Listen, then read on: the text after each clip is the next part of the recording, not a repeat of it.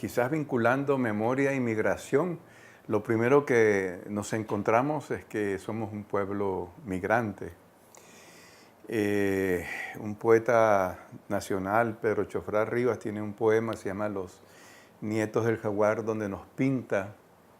como un pueblo siempre caminando, siempre andando, haciendo referencia a las primeras migraciones venidas del norte para poblar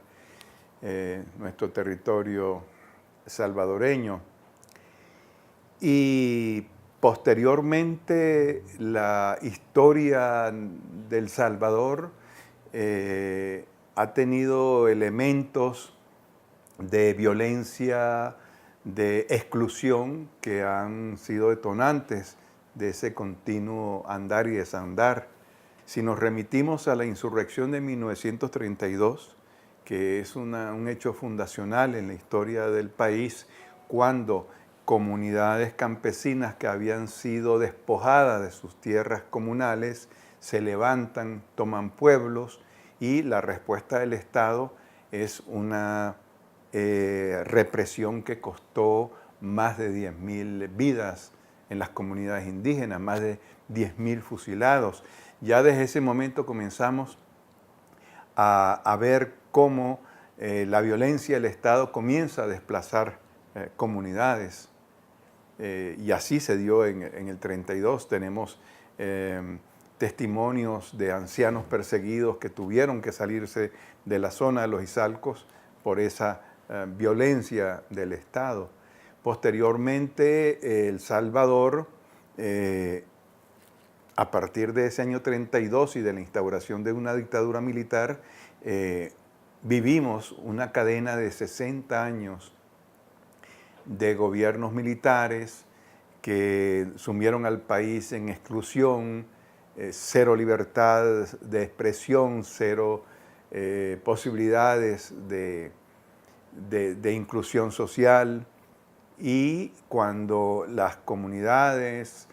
los maestros, los estudiantes comienzan a levantarse frente a esa realidad, comienza una represión sangrienta contra las comunidades cristianas de base en Chalatenango y Morazán. Vienen los operativos militares que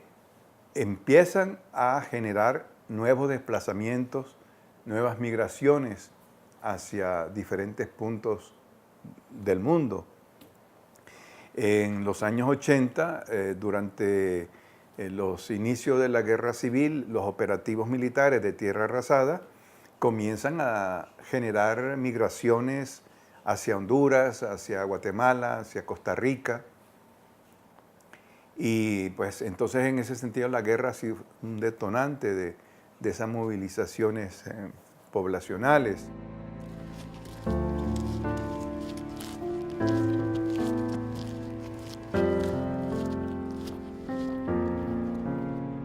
Se firman los acuerdos de paz en este país, y las situaciones de exclusión, las causas que generaron la guerra no fueron eliminadas y fueron perviviendo. Y viene de nuevo a partir de un sistema que excluye, que no da oportunidades a los jóvenes, que le pone sellos, estigmas a la juventud, comienzan a producirse de nuevo nuevas situaciones de migración, sobre todo fundamentalmente hacia el norte. Y como ves, son una cadena de hechos, de hechos políticos, de violencia del Estado, que van generando nuevos fenómenos que generan más migración, que generan violencia, como lo que estamos viviendo actualmente, y quizás como lección que nos puede quedar a los países que hemos vivido conflictos sociales y que hemos llegado al fin de esos conflictos a través de acuerdos de paz, la lección que esa historia nos da, o sea, la memoria lo que nos dice es que toda paz es frágil, si está cimentada en la exclusión social.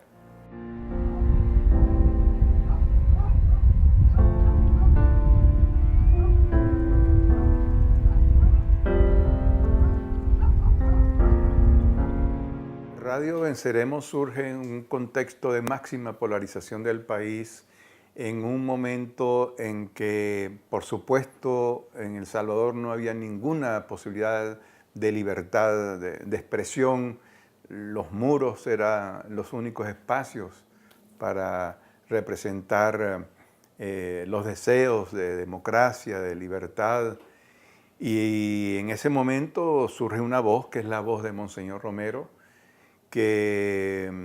fundamentalmente a finales de los 70 se convierte en una conciencia crítica de la nación, denunciando la represión, denunciando la violación de los derechos humanos, y precisamente cuando exige a las fuerzas armadas gubernamentales que cese a la represión, y cuando llama a los gobiernos de los Estados Unidos a cesar la ayuda militar a ese proceso de represión, Monseñor Romero es asesinado. Con la muerte de Monseñor Romero, pues se cierra realmente todos los canales mínimos de expresión, y en ese contexto es que nace Radio Venceremos el 10 de enero de 1981, desde las montañas de Morazán. Es la emisora de la insurgencia que informa sobre lo que está sucediendo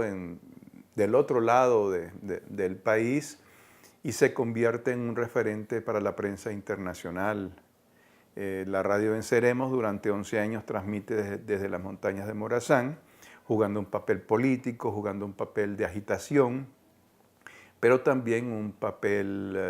de denuncia de violaciones a los derechos humanos, teniendo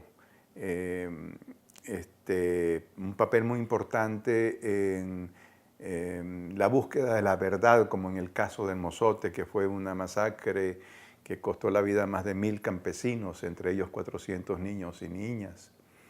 Y en resumen, la Radio Venceremos pues acompañó ese proceso social, que al final tiene un papel muy protagónico en la consecución de la paz, a partir de informar y demostrar al mundo, demostrarle al Congreso de los Estados Unidos, que estaba discutiendo la continuidad de la ayuda militar al régimen, el convencimiento de que había llegado el momento de una solución política, de que ninguno de los dos bandos podía imponerse al otro por las armas, y que había llegado el momento de construir un proceso serio de solución política al conflicto.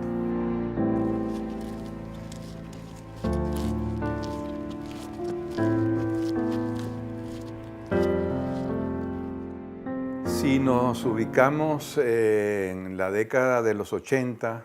está la administración Reagan, está entrando al país $1 millón en armas al día, y el hecho de que la Radio Venceremos estuviera transmitiendo todos los días durante 11 años, el hecho de que la Radio Venceremos informara y diera la otra cara de la realidad,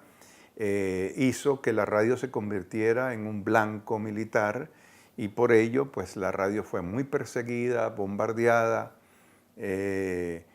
pero gracias a que la radio estaba en una zona bajo control insurgente,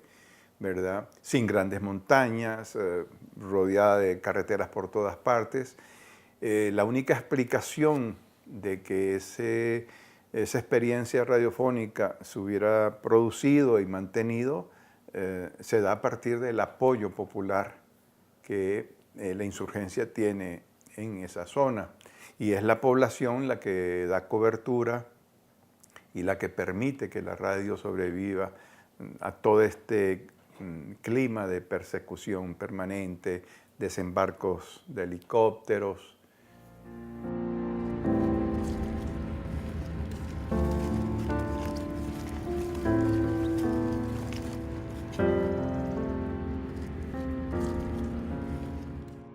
Pues en ese momento histórico donde estaban cerrados todos los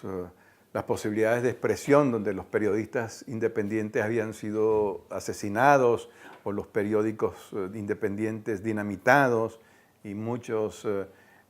fotógrafos torturados y asesinados. En ese contexto, la radio Venceremos, al irrumpir en el escenario, le está dando voz a los sectores que nunca lo habían tenido, los campesinos, los obreros levantados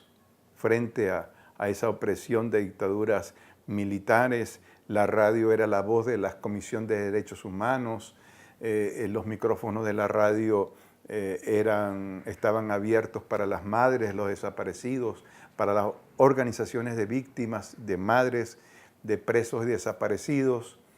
Era la voz de las prisioneras y los prisioneros políticos que desde las cárceles, en pequeños papelitos enrollados, nos enviaban las denuncias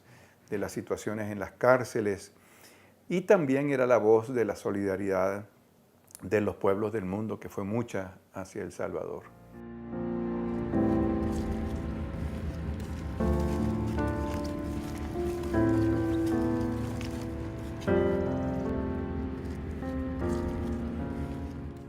El Museo de la Palabra y la Imagen es una iniciativa que surge en la montaña en medio de la guerra civil, muy ligada a Radio Venceremos,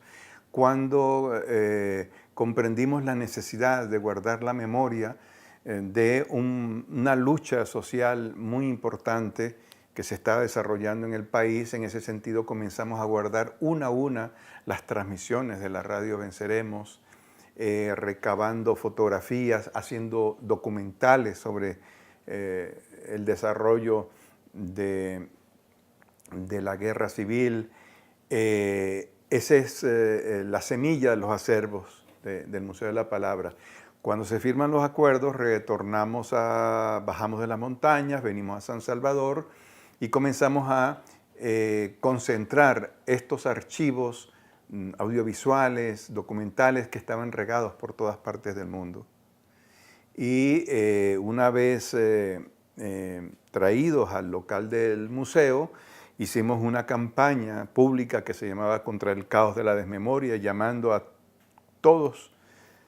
los habitantes de este país a buscar en su casa, en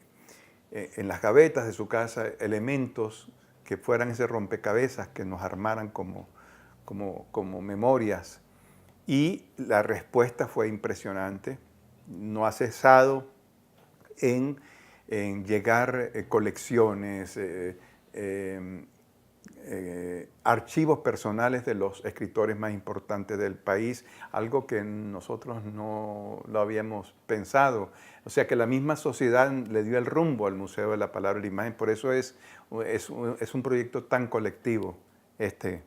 del museo. Y actualmente el museo pues ya tiene la filmoteca del país. Tenemos miles de horas grabadas o en cine o en video sobre la historia cultural y política del país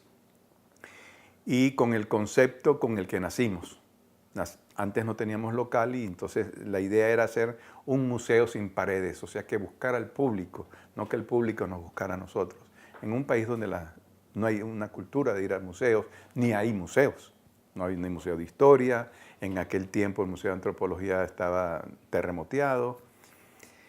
Y actualmente con estos archivos el museo produce exposiciones que van por todo el territorio nacional, en las escuelas, en las casas de la cultura, con temáticas que tienen que ver con personajes invisibilizados por la historia oficial, mujeres invisibilizadas por la historia oficial, como Prudencia Ayala, candidata a la presidencia de la República en los años 30 y que fue sepultado por la historia oficial como la loca, Prudencia. Exposiciones sobre migración indocumentada, en fin, sobre literatura, memoria, identidad. Y sobre todo, en los últimos años estamos como respondiendo a las realidades nacionales, haciendo exposiciones sobre las temáticas que tienen que ver con esas realidades. Ya mencioné migración, ahora estamos haciendo intervenciones de prevención de violencia y cultura de paz, dando talleres a través de la memoria y el arte en los centros escolares donde la violencia pues está más presente.